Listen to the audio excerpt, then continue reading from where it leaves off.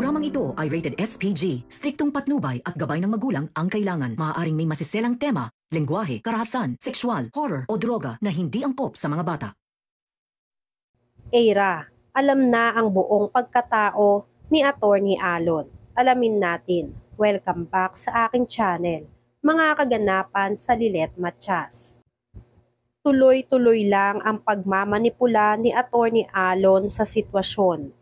Maging si Menard na gusto na sanang kumawala sa kamay ni Attorney Alon ay hindi nagawang kumawala. Hawak ni Attorney Alon ang kasintahan ni Menard. Kaya kahit pilitin niyang kumawala ay wala siyang magagawa, kundi sumunod pa rin sa lahat ng pinag-uutos ni Attorney Alon.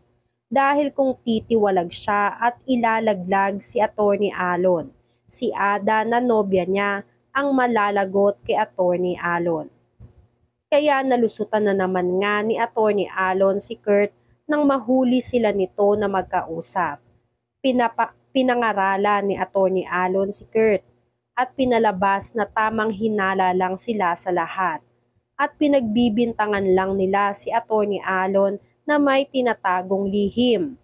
Kahit ang totoo, pinipilit lang ni Attorney Alon na kontrolin ang lahat ng sitwasyon upang hindi mabunyag ang kanyang lihim na matagal nang tinatago. Kahit duda si Kurt sa lahat ng nakita at sinasabi sa kanya ni Attorney Alon at Menard, wala siyang nagawa kundi ang ipagpaliban na lang kung ano man ang nakita niya. Agad namang tinawagan ni Attorney Alon si Patricia para sabihin na talagang hindi siya tinatantanan ng kampo nila Lilet dahil nakuha pa siyang sundan ni Kurt. Mabuti na lang raw at nagawan niya ng paraan na malusutan ang lahat. At natakot niya si Menard kaya hindi ito kumanta kay Kurt. Galit na galit naman si Patricia kay Attorney Alon dahil ilang beses na siyang muntik-muntikang mahuli ng mga kalaban. Binalita naman ni Kurt kay Lilet ang nasaksihan niya, kaya maging si Lilet ay nagtataka kung bakit nakipagkita si Attorney Alon sa suspect nila sa pang-hold up. Ramdam din ni Kurt na kahit may binigay silang excuse kay Kurt ay malakas pa rin ang kutob niya na may tinatago sila. Nagtanong si Lilet kay Kurt kung iniisip ba ni Kurt na setup lang o palabas ang pang-hold up sa kanila. Dagdag pa ni Lilet, kasabwat daw ba ni Menard si Attorney Alon? Agad na sumagot si Kurt na ayun din ang duda niya, ngunit wala siyang ebidensya na makakapagpatunay ng mga iniisip niya na may ginagawang kabalastugan si Attorney Alon. Dito na pumasok sa isip ni Lilet si Sabrina. Maaari silang makakuha ng ebidensya kay Sabrina laban kay Attorney Alon.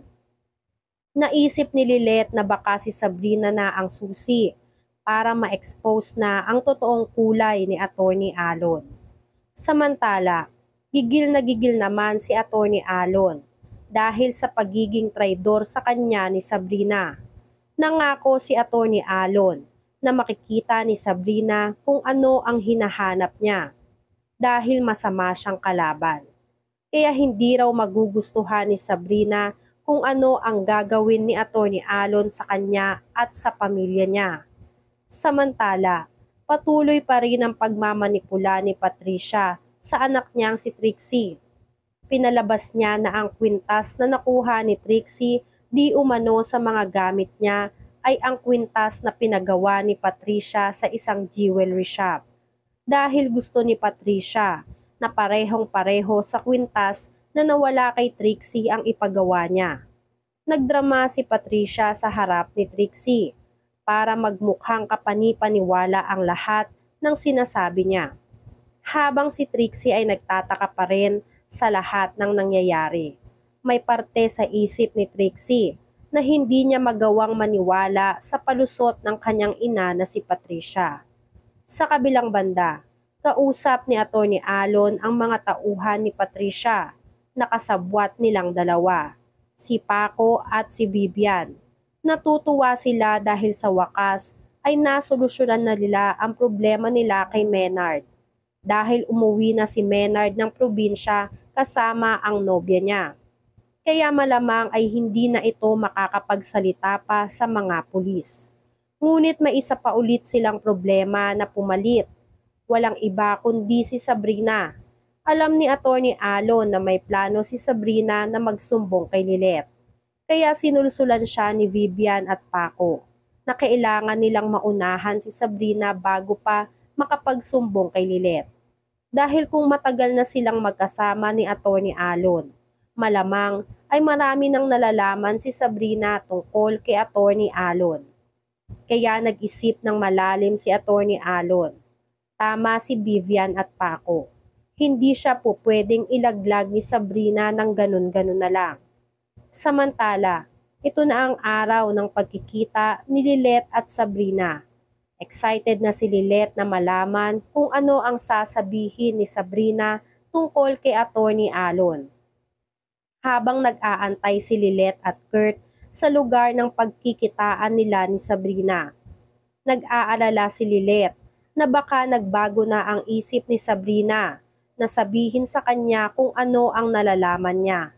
Dahil hanggang ngayon ay hindi pa rin ito dumarating. Walang kamalay-malay sila Lilet na si Atty. Alon ay nakabantay lang sa kanila. Inaantay ang pagdating ni Sabrina. Hindi rin makontak ni Lilet si Sabrina. Dumating si Sabrina sakay ng isang kotse. Nakita siya ni Atty. Alon. Nanghihinayang si Atty. Alon sa pinagsamahan nilang dalawa. Ngunit traidor si Sabrina. Kaya pasensyahan na lang silang dalawa.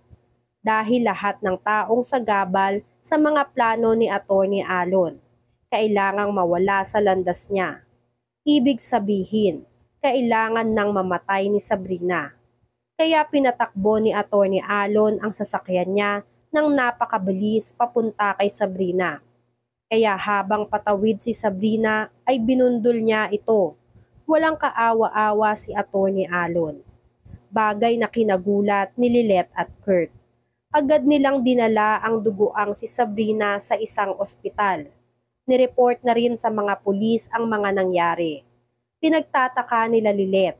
Wala man lang CCTV ang nakahagip ng pangyayari. Dahil maging ang bangko sa harap ng pinagkitaan nila ay sira raw ang CCTV. Kaya hindi nakunanan ang mga pangyayari. Lusot naman si Atty. Alon dahil ibang sasakyan ang ginamit niya sa tulong ni Vivian at Paco. Walang record, walang plaka, kaya wala kahit anong ebidensya ang makapagtuturo sa kanila. Planado din ang lahat dahil pinasira pala ni Atty. Alon ang lahat ng CCTV sa area na pinagkitaan ni Lilet at Sabrina. Kaya malinis talaga ang pagkakatrabaho. Ngunit sa kabila ng tagumpay ni Atty. Alon na masagasaan si Sabrina, hindi siya nagtagumpay na matuluyan ito. Dahil malaki ang tsansa na mabuhay si Sabrina. Kaya ito ang bagay na mas lalong kinainis ni Atty. Alon. Sa lahat ng nangyari, maraming pumasok sa isip ni Lilet at Kurt. Alam nila na sinadya ang nangyari kay Sabrina. Dahil handa na si Sabrina na ikwento ang lahat. Kaya hindi titigil si Kurt at Lilet na alamin kung ano ang totoo. Kahit sa pagbisita ni Atty. Alon at Eira sa ospital, palaban na sinabi ni Lilet kung ano ang kutob niya, na sana magising na si Sabrina para malaman na niya kung ano ang gustong ikwento ni Sabrina sa kanya, tungkol kay Atty. Alon. Tumaas lalo ang tensyon, lalong nagalit si Eira kay Lilet, dahil sa mga akusasyon muli ni Lilet sa mapapangasawa ni Eira na si Atty. Alon. Mapagtakpan pa kaya ni Atty. Alon ang mga lihim na unti-unting nabubunyag? Yan nga ang mga kaganapan at mga dapat nating abangan dito sa Lilet Matias. Kung gusto nyo pa ng mga ganitong klaseng video ay mag-subscribe at i-like itong video na to. Maraming salamat po.